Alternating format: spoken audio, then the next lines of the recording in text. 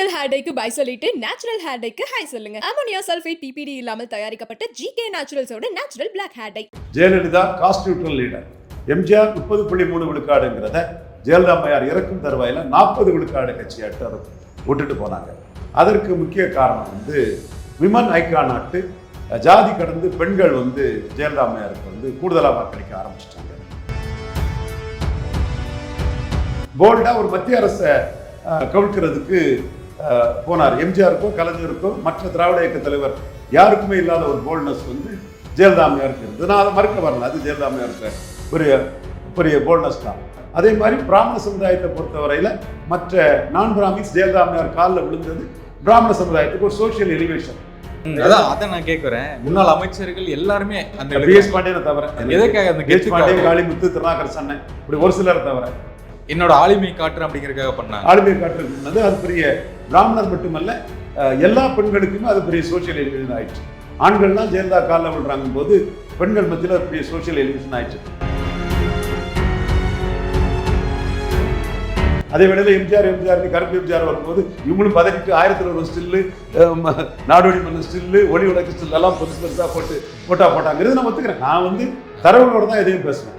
சமூக நீதியை காப்பாற்றினாங்க, packing community அரசியலை கொண்டு வந்தாங்க. அதைத்தான் நாங்கள் அடிச்சோம். ஜெயலலிதா உயிரோடு இருக்கும்போது ரவீந்திர துரைசாமி என்ன பண்ணான் ஜெயலலிதாமன்னு கொஞ்சம் விருப்பம் கேட்க வந்துட்டான். ஒரு ஜாதி ஆட்சி, கள்ளச்சாராயவாரி ஆட்சி, கந்து வெட்டிக்கார ஆட்சின்னு நாங்கள் அடித்தோம். 96 எடுத்து பாரு ஆதாரத்தை. சரத்குமார் போகும்போது நாடார்கள் சரத்குமாரை புறக்கணிப்பாங்கன்னு நான் சொன்னேன். அதைத்தான் வைகுண்டராஜன் ஒரு நம்ம நேர்மையான ஆள் எலெக்ஷன் முடிஞ்ச முறை சொன்னார், அனே சரத்குமார் நான் சிவந்தியாயத்தையும் எல்லாத்தையும் நீங்க தட்டி தூக்கி போட்டுக்கிட்டு நாடார்கள் நீங்க சொல்ற மாதிரி பண்ணுவாங்கன்னு நிரூபிச்சிட்டீங்களேன்னு வைகுண்டராஜன் பிறந்தன்மையோட ஒத்துக்கிட்டார். சரத்குமாரையும் சிவந்தியாயத்தையும் மீறி ஆர்டி ஜெயித்தாருன்னு சொன்னார். ஆர்டி ஜெயிக்கல, ஆர்டிக்கு கருத்து ஜெயித்தது. நான் மனப்பூர்வமா சொல்றேன், தம்பி செந்தில் மல்லருங்கிற ஒரு தேவேந்திர குல வேளாளர் தம்பி தவிர தமிழ்நாட்டில் நாங்க தான் ஆண்ட பரம்பரைன்னு சொன்ன ஒரு சகோதரர் கூட இதுக்கல்ல. அந்த அளவுக்கு ஜெயலலிதாவுக்கு ஆளுநர் இருந்தது. இதையே நாடார்கள் சேர சோழ பாண்டியர் தென்னிந்தியாவை ஆண்ட அரச மறுபுறன்னு கலைஞர் சொல்லியிருப்பாருன்னா கோபாலபுரத்தை முற்றுகை விட்டுருப்பான் பல ஜாதிக்காரன்.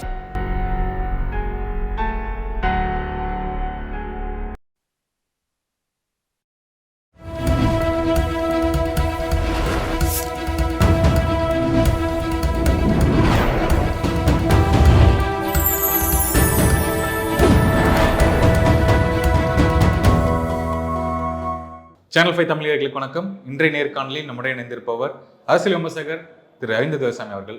வணக்கம் சார். வணக்கம் தம்பி. சார், செங்கோட்டையன் அவர்கள் ஒரு 5 நிபந்தனைகள் வச்சு தான் தாவேக்குள்ள இணைந்திருக்காரு அப்படிங்கிற ஒரு தகவல் வந்துகிட்டு இருக்கு. இந்த 5 நிபந்தனைகளை நான் ஒரு சிலரை படித்தேன். அவங்க தொகுதியில் கொங்கு பெல்ட்டில் நான் சொல்கிற வேட்பாளர் நிற்க வைக்கணும் அப்படிங்கிற மாதிரி சொல்லியிருக்காருன்னு கேள்விப்பட்டேன். அந்த மாதிரி 2-3 விஷயங்கள். எங்கப்பா வேட்பாளர் இருக்குது, அவர் தான் வேட்பாளரே நிற்க வைக்கணும். வேட்பாளர் இல்லாமல் கமல்ஹாசனோட அதில் கீழ்நிலையில் இருக்கிறாரு விஜய். கமல்ஹாசனாவது 39 கேண்டிடேட் போட்டுட்டாரு. இவர் மக்களவை தேர்தலில் லெட்டர் பேடாக இருந்தார். ரங்கராஜ் பாண்டே, இதை நீங்கள் சொல்லுங்கள், சர்வே எடுக்கக்கூடிய நண்பர்களை, நீங்கள் சர்வே எடுக்கிறதுக்கு முன்னாடி கேண்டிடேட் கமல்ஹாசன் அளவு கேண்டிடேட் இல்லாமல் அவர் லெட்டர் பேடாக தான் சிஏ எதிர்ப்புன்னு 24 இருந்தாருங்கிறது சொல்லுங்கள். அப்போ செங்கோட்டையன் கேண்டிடேட் கொடுத்துட்டாருன்னா, எப்பா அநாத ரிச்சகா ஆபத் பாண்டவா, என்கிட்ட கேண்டிடேட் இல்லப்பா, கேண்டிடேட் கொண்டு வந்துட்டியே புண்ணியம் கோடின்னு செங்கோட்டையன்னு கும்பிடுவாரு விஜய். இது என்ன கண்டிஷனா? அவருக்கு ஆழத்து போய் இருக்கிறாரு, கேண்டிடேட் இல்லாமல் இருக்கிறாரு. கேண்டிடேட் இல்லாமல் அவரு லெட்டர் பேடாட்டு மக்களவையில் இருந்தார். கமல்ஹாசனாவது 39 கேண்டிடேட் போட்டார். ஸோ செங்கோட்டையன் கண்டிஷனில் இப்படி ஒன்று சொன்னால் காப்பாற்றிட்டீங்க ஐயான்னு பாராட்டுவார் விஜய். அடுத்த நீங்க கேண்டிடேட்டே இல்லைங்கிறீங்க. அவங்க நாங்க 28% வந்துட்டோம் அப்படிங்கிறாரு. ராதவ் சொல்லியிருக்காரு. தம்பி என்ன அடிப்படைன்னு நினைக்கிறீங்க? பிரசாந்த் கிஷோர் 23% வந்துட்டோன்னு சொன்னாரு. 3% தானே தம்பி எடுத்தாரு. தேர்தல் ஆணையம் வந்தாதான தம்பி உண்மை. 28% ஆதவர்ஜனா சொன்னதுக்கு தான் நான் சொன்னேன். விஜய்க்கு 28 இருக்குன்னா சீமானுக்கு 36 இருக்குன்னு சொன்னேன். ஏன்னா சீமான் 8% எடுத்திருக்கிறாரு, விஜய் 0% இருக்கிறாரு. 0வை இவர் 28ன்னு சொன்னாருன்னா அவர்கிட்ட பல்லிடிச்சுக்கிட்டு ஜாலரா அடிக்கக்கூடிய ஊடகவியலாளர்கள் அதுக்கு ஜாலரா அடிச்சுட்டு தெரியுவான். நான் அவன் மூஞ்சல் அடிச்சால மாதிரி சீமானுக்கு கூட 8 இருக்கு, விஜய் 0ல இருக்காரு, சீமான் 8ல இருக்காரு. விஜய்க்கு 28 இருக்குன்னா சீமானுக்கு 36 இருக்குன்னு ஆதவர்ஜனாவுக்கு அந்த பொய்யை ஊதி பறக்கக்கூடிய பலூன்ல ஊசி வச்சு குத்தி தூரத்துக்கு போட்டு வீசிட்டேன். இதெல்லாம் சும்மா என்ன வேணாலும் பேசலாம் தம்பி. பிரசாந்த் கிஷோர் 23 இருக்குன்னு சொன்னாரா இல்லையா? என்ன வந்தது, என்ன வருதுங்கிறதான் தம்பி பார்க்கணும். இருக்குங்கிறத ஆளுக்கு கிளைம் பண்ணலாம். இப்போ உதயநிதி ஸ்டாலின் 50க்கு மேலே எடுத்து ஜெயிப்போம்னு சொல்லலாம், அது அவர் உரிமை. ஸ்டாலின் இவர் எடப்பாடி பழனிசாமி நாங்கள் தான் மீண்டும் ஆட்சிக்கு வருவோம்னு சொல்லலாம். சீமான் சீன மங்கில் மாதிரி பெரிய வளர்ச்சியை பெறுவோம்னு நான் சொல்லலாம். நீ களத்துக்குள்ளேயே வராமல் களத்தை விட்டு ஓடன கோழை நாய்கள், விக்கிரவாண்டி ஈரோடு களத்தை விட்டு வராத கோழை நாய்கள்னு சீமான் அடிக்கிறாரு. அப்போ களத்துக்குள்ளே வர முடியாத கோழை நாய்கள்ங்கிற அளவுக்கு உங்களை சொல்றாரு. இதுக்கு என்ன பதில்னு சொல்லிக்கிட்டு அதுக்கப்புறம் நீங்க பேசுங்க தம்பி. ஸோ ஓபிஎஸ் அவர்கள் டெல்லி பயணம், அதிமுக உரிமை மீட்பு குழு அப்படிங்கிறத வந்து ரிஜிஸ்டர் பண்ண போறாரு, கட்சியை ஆரம்பிக்க போறாரு அப்படின்னு தகவலாம் வருது. இது ஆரம்பிச்சாலும் இன்னும் பயணம் இருக்க போகுது அவருக்கு.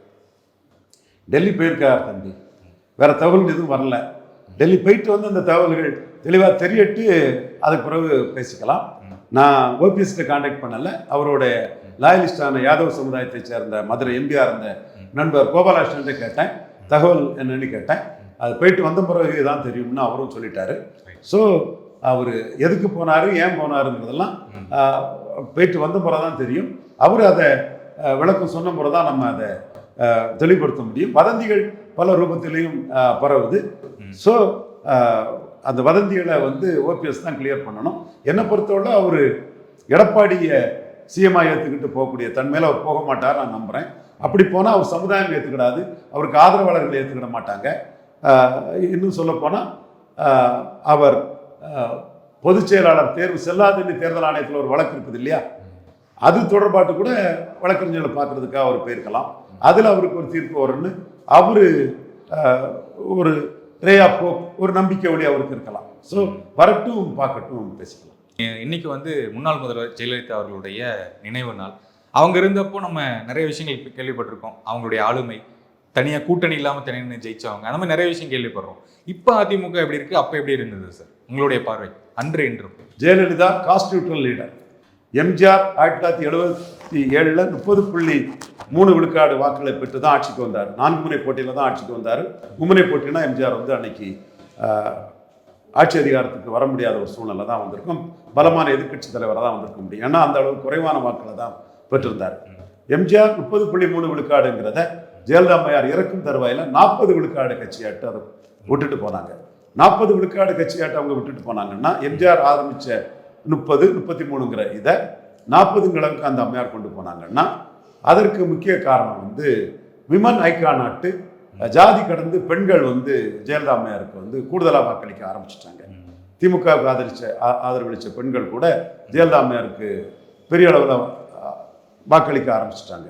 ஸோ ஒரு உமன் ஐகான் நாட்டு ஜெயலலிதா அம்மையார் இருந்தாங்க. ரொம்ப போல்டாக நின்று வாஜ்பாய் அரசை கவிழ்த்தாங்க.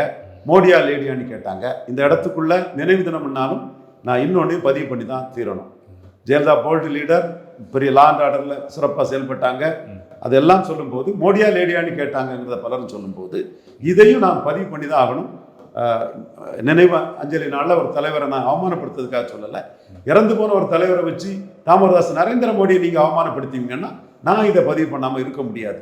பாப்பாத்தி அசைக்க முடியாதுன்னு சொன்னவங்க ஜெயலலிதா அம்மையார். அந்த ஜெயலலிதா அம்மையாரை செல்லமேரி வித்யாசாராவர் ஒரு வெளமா சத்திரியாவை கவர்னராக, விலை போகாத ஆர்எஸ்எஸ் பின்னணியிலிருந்து வந்து விலை போகாத ஒரு கவர்னரை போட்டு, ரோசியா மாதிரி விலை போகக்கூடிய கவர்னர் அல்ல, போட்டு ஜெயலலிதாவை வரவேற்கவும் வழியனுப்பவும் வச்ச ஒரு மோடி. மோடியா லேடியான்னு கேட்ட ஜெயலலிதாவுக்கு Modi showed the place for Jayalalithaa. ஆப்சிக்யூஸாக அதே செல்லமேரி வித்யாசாராவ் கிட்ட ஜெயலலிதா மேல் பிஹேவ் பண்ணாங்க. இதை பரிசுப்படுத்த விரும்பல. ஏன்னா நீங்கள் ஜெயலலிதாவுக்கு சாதனையாக மோடியா லேடியான்னு கேட்டாங்கன்னு சொல்லும்போது இதை மோடிக்காக சொல்ல வேண்டிய கடமை எனக்கு இருக்கு. ருக்லக் ரமேஷ் சொல்ல மாட்டார், ரங்கராஜ் பாண்டே சொல்ல மாட்டார். அது அவங்க உரிமை, அவங்க உணர்வு.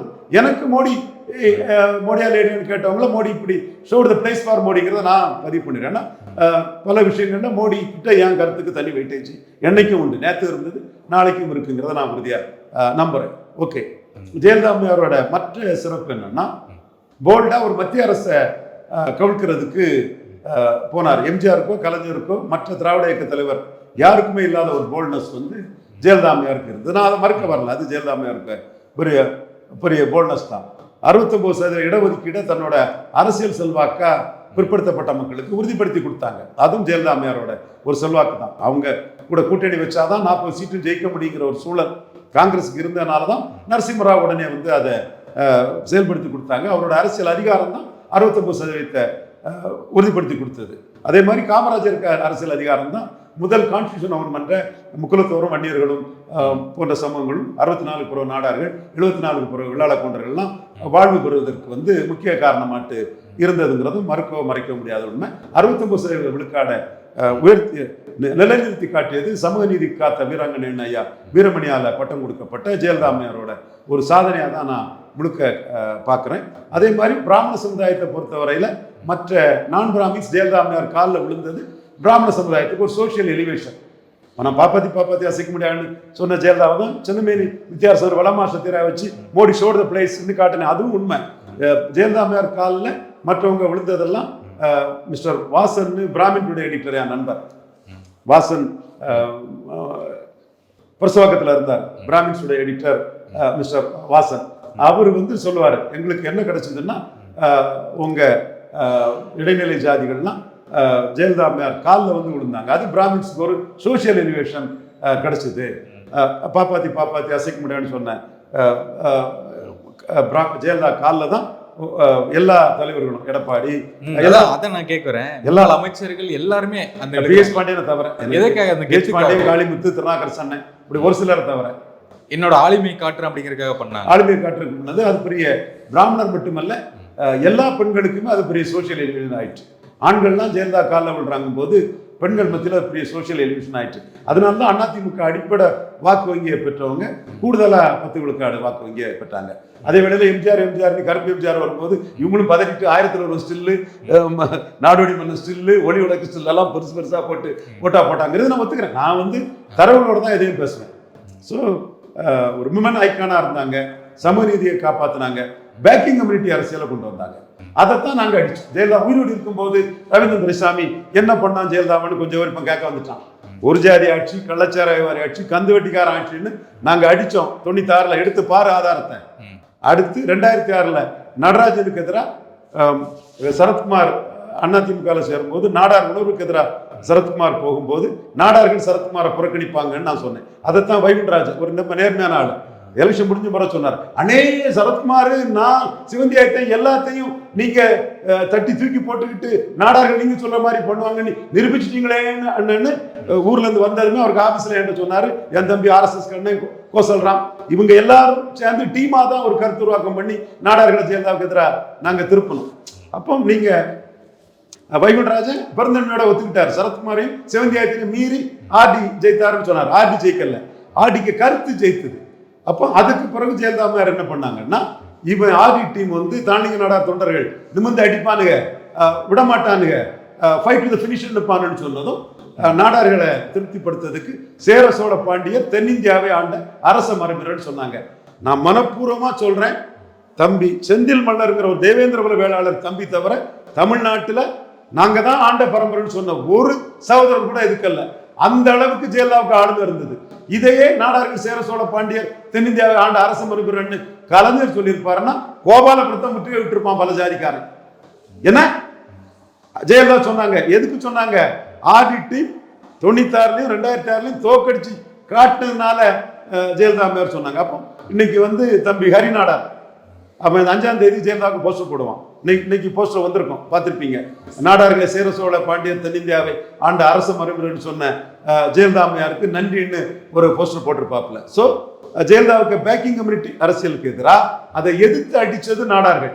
நாடார்கள் மிரண்டு நாடார்கள்ட்ட ஜெயலலிதா சரண்டர் ஆகி, இந்த சரண்டர் ஆகிற வார்த்தையோட போட்டு ஒன்றும் பிரச்சனை இல்லை, உண்மைதான் வரலாறு. அந்த வரலாற்றை சாதிச்சது தாண்டிங்க நாடார் தொண்டை ரவீந்திரன் துரைசாமி. நாம என்னோட கருத்தியல் கண்ணன் RSS கண்ணன் இருந்தாப்புல, மறைந்த கோசல்ராம் இருந்தாப்புல, முத்துரமேஷ் நாடார் இருந்தாப்புல, மின்னல் ஸ்ரீவான் நாடார் இருந்தாப்புல, கார்த்திகேயன் நாடார் இருந்தாப்புல, எக்கச்சக்க நாடார் அமைப்புகள் இருந்தாங்க. கரிகோல் ராஜ் நாடாருக்கு பங்களிப்பை குறைச்சு மதிப்பிட முடியாது, எர்ணாவூர் நாராயணனுக்கு பங்களிப்பை குறைக்க முடியாது, என்ஆர் தனபால நாடாருக்கு பங்களிப்பை குறைச்சு மதிப்பிட முடியாது. ஹரி நாடாரோட இதுகள்லாம் பெரிய அளவில் இருந்தது. இன்னும் ராக்கெட் ராஜா நாடார் பலரும் இருந்தாங்க. நம்ம நண்பர்கள் சகோதரர்களுக்கு இதில் இவனை விட மாட்டான், மற்ற ஜாதியும் நமக்கு எதிராக நம்மளோட பேக்கிங் கம்யூனிட்டி பொலிட்டிக்ஸ்க்கு எதிராக திருப்பிடுவானுங்கிறதுக்காக தான் ஜெயலலிதா அந்த கொதிக்கிறது அடையணும்னா எரியறது எடுக்கணும்னா இவனுக்கு சேர சோழ பாண்டியர் தென்னிந்தியாவோட அரச மரபுன்னு ஒரு பெரிய கிரீடத்தை தலையில தூக்கி வச்சுட்டா போதும், அவனு ப்ளீஸ் ஆயிடுவான்னு ஜெயலலிதா தூக்கி வச்சாங்க. அப்படி ஜெயலலிதா தூக்கி வைக்கிறதுக்கு காரணம் முகம் காட்டி அடிச்ச உங்க முன்னாடி இருக்கக்கூடிய இந்த ஆர்டிங்கிறக்கூடிய தாளிங்க நாடார் தொண்டன் தான். ஏன் சொல்றோம்னா ஜெயலலிதாவே இறங்கி அடிச்ச நமக்கு ஓகே அது வேண்டாம், தேவையில்லை. ஸோ ஜெயலலிதா நாடார்களுக்கு கொடுத்த மிகப்பெரிய கௌரவம், நாடார்கள் சேர சோழ பாண்டியர் தென்னிந்தியாவை ஆண்ட அரச மரபினர்னு சொன்னது. என்னை பொறுத்தளவுல நாடார் வந்து டேடி டேப்பிங் கம்யூனிட்டி தான், தகவலக்கூடிய கம்யூனிட்டி தான். பட் அந்த கௌரவத்தை ஜெயலலிதா கொடுத்ததும் அதை எதிர்த்து எவனும் மீண்டு மூச்சு விடாம இருந்தது தான் வரலாறு. இப்போ எப்படி இருக்கு சார், அவர்கள் இல்லாம அதிமுக எப்படி இருக்கு? ஜெயலலிதா காஸ்ட் நியூட்ரல் லீடர், எல்லா ஜாதிக்கும் பொதுவானவராக இருந்தாங்க. நான் சொன்னது மாதிரி எது சொன்னாலும் அங்கே எல்லாரும் கேட்டுட்டு இருந்தாங்க. அவர் எப்போ வேணாலும் யாரை வேணாலும் தூக்கி போடலாம். அவங்க கடைசியாக இறக்கும் போது 40 விழுக்காடு வாக்கில் இருந்தாங்க.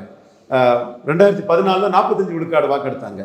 இப்போ ஐயா எடப்பாடி பழனிசாமி 20 விழுக்காடு வாக்கு எடுத்திருக்காரு. இப்போ எடப்பாடி பழனிசாமியோட அதிமுக சசிகலா தினகரன் OPS 10 இதில் முக்குலத்தோரோட கடும் எதிர்ப்புக்கு ஆளான கட்சியாக இருக்குது. அன்னைக்கு முக்குலத்தோர் வந்து ஜெயலலிதாவுக்கு பேக்கிங் கம்யூனிட்டியாக இருந்தாங்க. பசுமன் முத்துராமலிங்க மாவட்டம்னு மக்கள் தலைவர் எம்ஜிஆர் வச்சிருந்தாரு. தெருக்களில் ஜாதி பேர் கூடாதுன்னாங்க. சசிகலா அம்மையார் இன்னர் சர்க்கிளில் இருந்தனால முத்துராமலிங்க தேவர் மாவட்டம்னு வச்சாங்க. 8 தேவர்களுக்கு அமைச்சரவையில் இடம் கொடுத்தாங்க. ஸோ ஒரு பேக்கிங் கம்யூனிட்டி பண்ணி அந்த கம்யூனிட்டி முழுக்க ஜெயலலிதாவுக்கு பேக் பண்ணியிருந்தாங்க. இன்னைக்கு ஜெயலலிதாவுக்கு பேக் பண்ணியிருந்த அந்த கம்யூனிட்டி சசிகலா தினகரன் OPS 10.5 எடப்பாடி பழனிசாமிக்கு எதிராக இருக்கிறாங்க. ஸோ அதே ரெட்டால தான் தங்களுக்கு அதிகாரம் கொடுக்கக்கூடிய ஜெயலலிதாவுக்கு அந்த ரெட்டலைக்கு வாக்களிச்சாங்க. அதே ரெட்டால தங்களை வீழ்த்தின அந்த ரெட்டலைக்கு வாக்களிக்க கூடாதுன்னு முக்குலத்தோர் சமுதாயம் இருக்காங்க. இது யதார்த்த உண்மை. ஓகே சார், நேரத்துக்கு மிக்க நன்றி. வணக்கம் சார்.